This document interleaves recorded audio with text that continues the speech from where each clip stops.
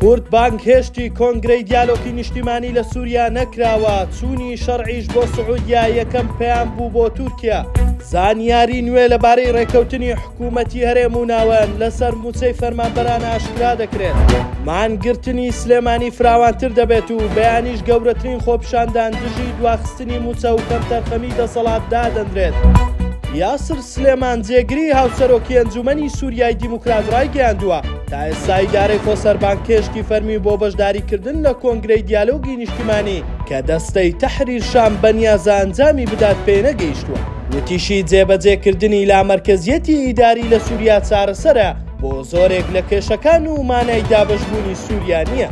جێی باسا هەر ئەمڕۆژ ئەحمەد شەرع بەرە و ریاسی پایتەختی سوعودیا بڕێکەوت لە کاتێکدا پێشتر بڕیار بوو یەکەم سەردانی بۆ تورکیا بێت. چاودێرانیش پێیان وایە پێشخستنی ریاز بەسەر ئەنقەرە ئاماژەیەکی ڕوونا کە سووریای نوێ بەرە و قوڵایی عەرەبی دەچێت نەوەک تورکیا. بەمەش سەرەڕای هەوڵەکانی تورکیا شکست لە کۆنتڕۆڵکردنی سووریای نوێ دەهێنێت.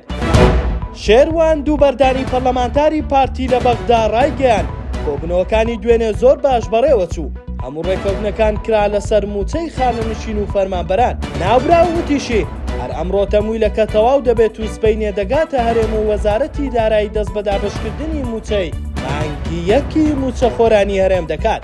هاوکات دکتۆر ڕەعەد ڕەفعەت سەرۆکی تیمی سکاڵاکاری دەزگای ستاندەر لە لێدوانێکی ڕۆژنامەوانی ڕایگەیاند حکوومەتی هەرێمی کوردستان هیچ دەرفەتێکی لە بەردەستدا نەماوە و دەبێت ئەم ساڵ تەوتین جێبەجێ بکات و ئەم ساڵیش کێشەی موچە کۆتایی پێدێت و ئاو شێوەی عێراق لە کاتی خۆیدا موچە وەردەگرێت.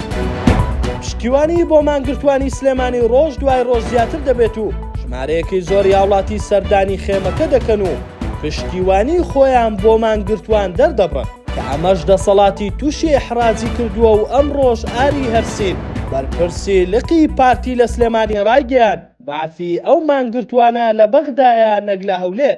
ئاوکات ئەنجومەنی سەرتاسەری مامۆسایانی ناڕازیش ڕایانگەیاند سبەینێ گەورەترین خۆپیشاندان ئەنجام دەدەن.